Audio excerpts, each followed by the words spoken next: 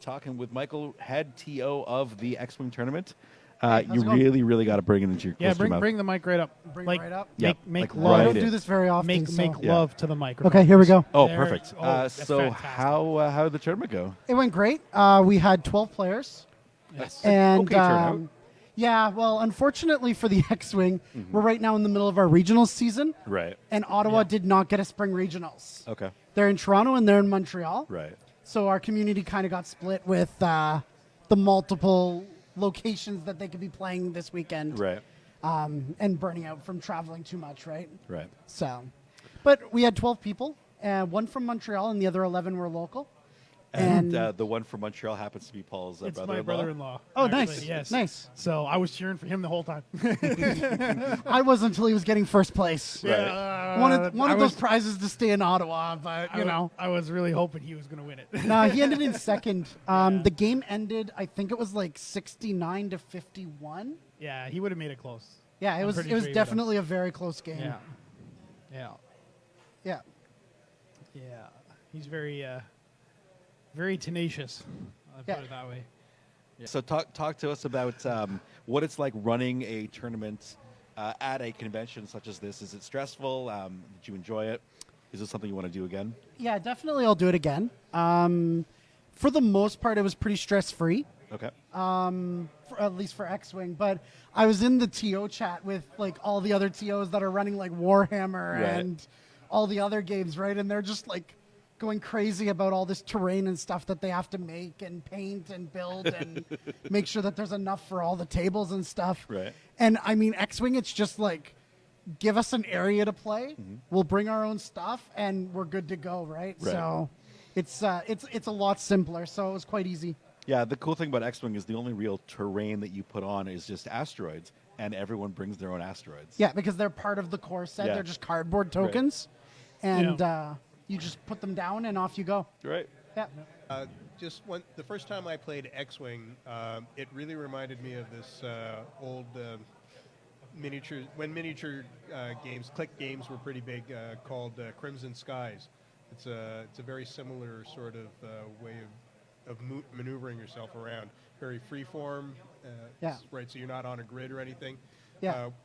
What Crimson Skies did was you had a bunch of hexes that had arrows on them telling you which way you want to go. So you choose in a card what your maneuver was going to be with your airplane, and then you put down the appropriate hexes and move your plane from hex to hex. And so anyhow, very similar to with X-Wing, where you have The movement templates. The maneuver templates. Yeah. Yeah. Yeah. Yeah. So in X-Wing, you have maneuver templates, and every ship has a dial that says what maneuvers it can do. So not all ships have the same maneuvers. If you've got like a really fast fighter, it doesn't do as much damage, but it's really maneuverable. It'll have the higher speed maneuvers. It'll have the really fast, really turny. Whereas if you've got a slower ship, it's got a lot less, and the maneuvers are a lot harder to perform than the smaller ships. And I really like the way that they do that because it really adds to the dogfighting element, right? And where everything is different. Like every ship has a different feel. So like some days you might enjoy flying an X-Wing, or you might enjoy flying a B-Wing, which is a lot slower than an X-Wing, or an A-Wing, which is like incredibly fast, but it doesn't hurt anything ever. Right, and it doesn't last very long once it finally gets hit. Yeah, which all depend on how well your defense dice stand up. Because if your defense dice stand up, it'll be great, and it'll last the whole game. And if you roll one bad turn, an A-Wing could blow up in one shot, right? Yep, that's true. Yeah. And I mean, notoriously, my green dice are terrible. I swear they're weighted the wrong way, so that they're always rolling blanks. Yeah. So I can't fly the high agility ships. They don't live. Every time I've done it in a tournament, they just explode.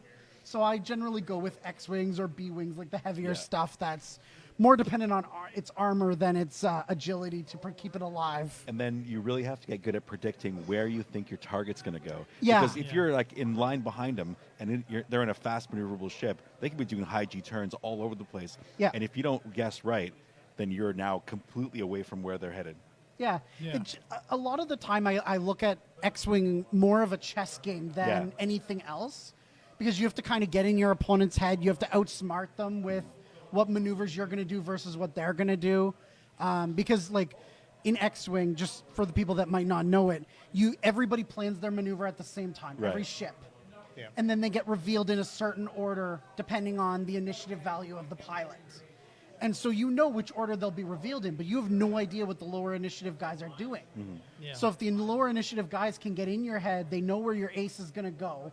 They can block the path, make it so your ace can't get out and can't squirrel its way out. Right. And then just pin it down and open fire on it, right?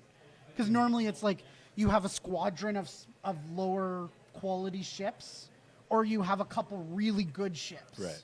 And so it becomes a question of, can you make it so that your quantity outmatches their quality? Right. And can they make it so their quality outmatches your quantity? I remember back in the days when I used to play, not competitively, but just for fun.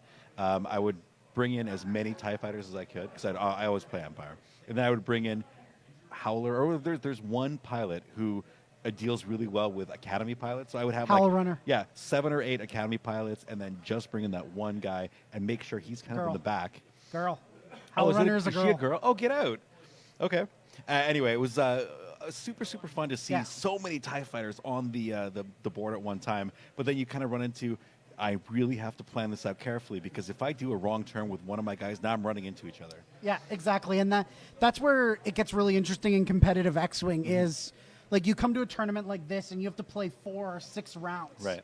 Could you imagine running 8 TIE fighters and Yeah. all those dials and all those maneuvers and all the possibilities of where you could go and where your opponent could go? Right. Most people that try and play 8 TIE fighters, they burn out by the third round.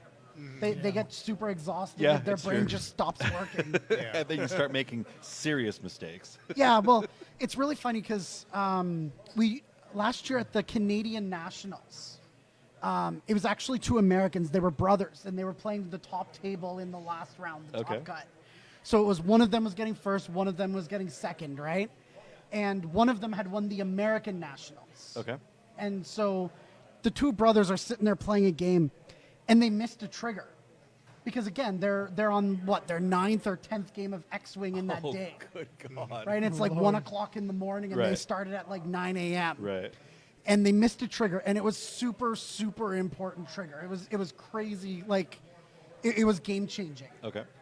So the next thing you know, the chat is like going ballistic on the streamers in Toronto, the VTTV guys. Right. Going ballistic, like, you need to go and tell them, you need to stop this. Like, the game is broken now. Like, go Right. tell them that they screwed it up. And and actually, a very famous X-Wing player was one of the people in the chat, like, yelling at the streamers. Right. And the streamers have a very we don't get involved Right, policy, right. Which, good on them. I totally agree with that. And they just kept telling the chat, we can't go.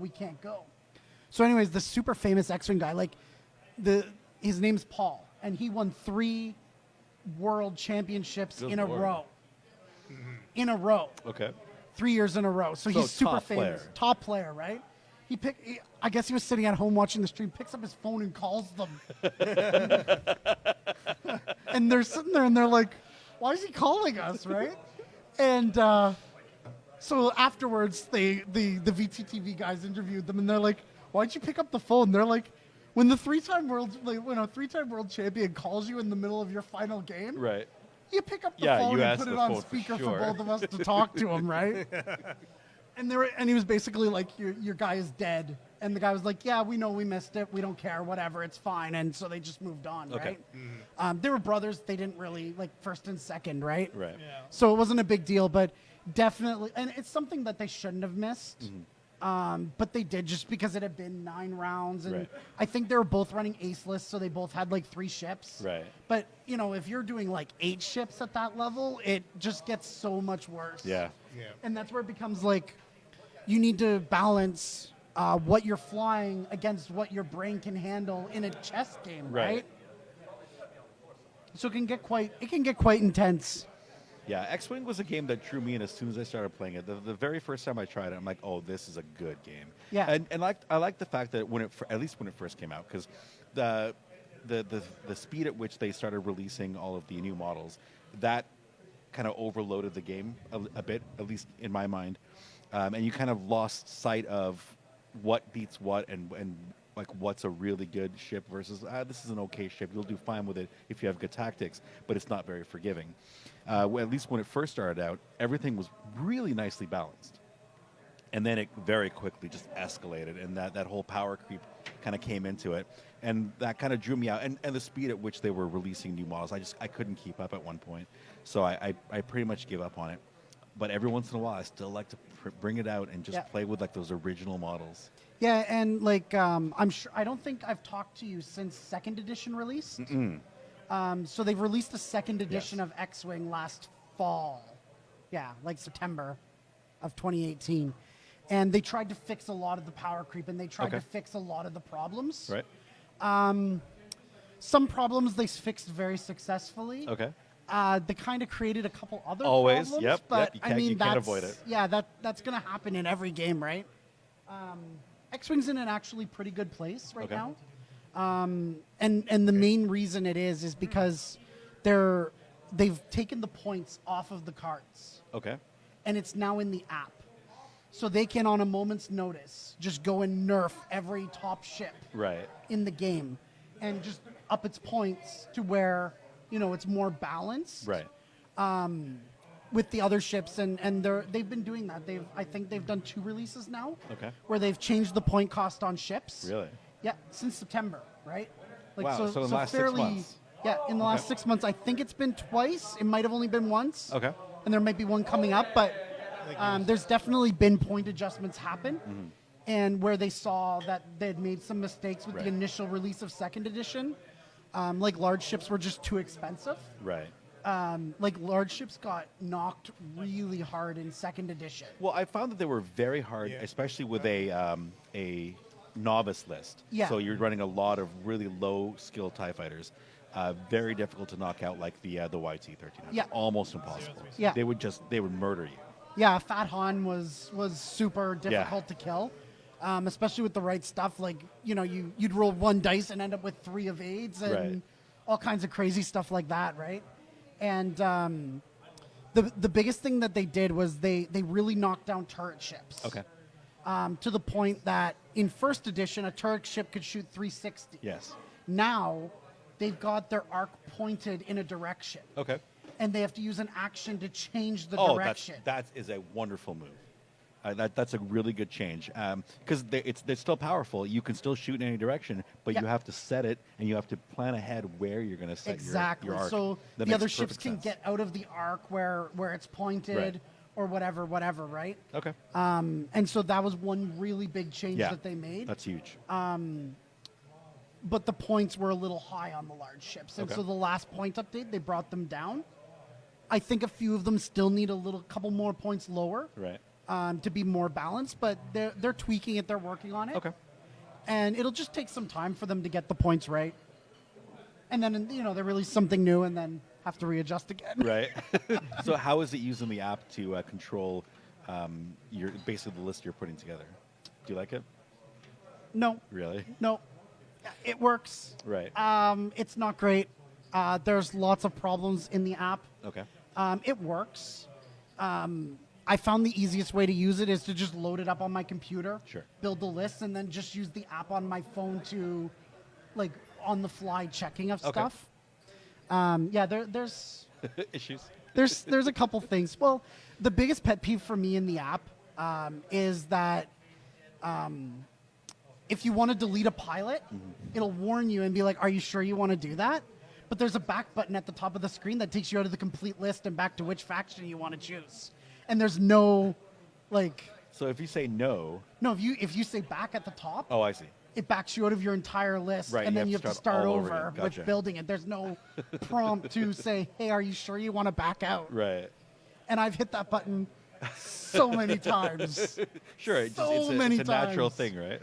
Well, because like I'm configuring a pilot, right? Right. And in my head, I'm like, the back button will bring me back to my list, Sure. and then I add a ship, and then I see only that pilot. I add cards to it. I hit back, and then I go back to my list, and no, it's the back button just takes you completely out. Right. So there's room for growth in the Gotcha. app, but definitely the app is good for the game. Okay. Because like a lot of the other games, like I think Warhammer, I don't know too much about it, But like they release like books and stuff Yeah. when they change something. That's like true. it's like hundreds of dollars in books just to, you know, when you're going, right? And Well, from version to version, definitely. They do, I think, release FAQs that I don't know if FAQs affect point costs, and if they do, you'd have to somehow either update it in your book, or if you're using an app, like there are a couple really nice list building apps that specifically not specifically for 40K, but 40K is a part of them, and using those, they usually get updated pretty quickly once the FAQ gets released. gotcha. So it's not too bad. Yeah. But I'm pretty sure you can use those exact same applications to make XWing lists too. Yeah. For the most part, you don't have Yeah. to use the No, FFG one. a lot of people in our community here in Ottawa, they use squad builders that other people had put Right. together. But I asked them when they're doing a tournament to upload their list Okay. to the official. Right. Just because you never know, like Sure. the squad builder might not be using the proper Point costs. Yeah, point for costs, sure. or something might be wrong, or there might be a glitch in their system, right? Mm-hmm. So I mean, I don't care. Like most people, they'll print off their list, like a couple copies to bring to give to their opponent, Right. just as a courtesy, and they'll use the other squad builders. And then when I check them in, I check and see that their lists are legal, and Right. then off we go, right? And Okay. then they never have to use the official app again till my next tournament. But Right. And how often are you running tournaments here in Ottawa? me personally, probably 2 to 3 times a quarter. A quarter. Yeah. So like once a month, basically. Yeah, but once a month is Okay. our average. Okay. And there's me and 2-3 other people running tournaments. Okay. This quarter has been a little lower for me. I've been a little busy. So I've only run a couple tournaments since January, but Okay. the others are doing it. So we've got 7-8 a quarter. Wow. In And Ottawa. And so when you are putting together your tournament, do you coordinate with the others to make sure that there's no overlaps and your weekends are clear? Yep, Okay. absolutely. We don't run tournaments on the same weekend as other people running tournaments in Ottawa. Okay. The TOs all coordinate that. And is it just because like you play in different shops or different stores? Yep. Okay. Yeah, so I'm the TO for the Kessel Run Right. out in Orleans. Yep. And then One of our somebody favorites. else, yes. And then somebody else runs Out of the Box, and somebody else runs Okay. Wizard's Tower. Okay, and gotcha. Yeah. So it's just whoever the store wants to interface with, right? Right. Cool. Yeah. Well, thank you for coming and Yeah, talking to us about XWing here at the Canadian Tabletop Championship. My pleasure. This is the only XWing tournament going on this weekend, right? Yeah. Okay, so tomorrow you're free and clear. You're just gonna relax. Free and clear. Are you coming down and hanging out? Probably later. Okay. My wife wants to go see Endgame tomorrow. Oh, nice. Because we Excellent haven't choice. gotten to that. So Yep. we've been watching a lot of Marvel movies this week. Just catching up. And we've been Googling, like, okay, what's the important ones to watch for Endgame? Because we're really behind on the Marvel movies. Well, if you've seen Captain Marvel, you know pretty much how it's going to turn out. We watched Captain Marvel yesterday. Okay, nice. Yesterday afternoon. And we watched Infinity War the day before. Okay. And we watched a couple Captain Americas because Infinity War needed a couple Captain Americas. Right. And Definitely Civil War. Yeah, You need Civil War. Civil War you is need good. My Infinity favorite is War. still Winter Soldier. I Yeah. think that's We probably watched- my favorite. We watched Winter Soldier.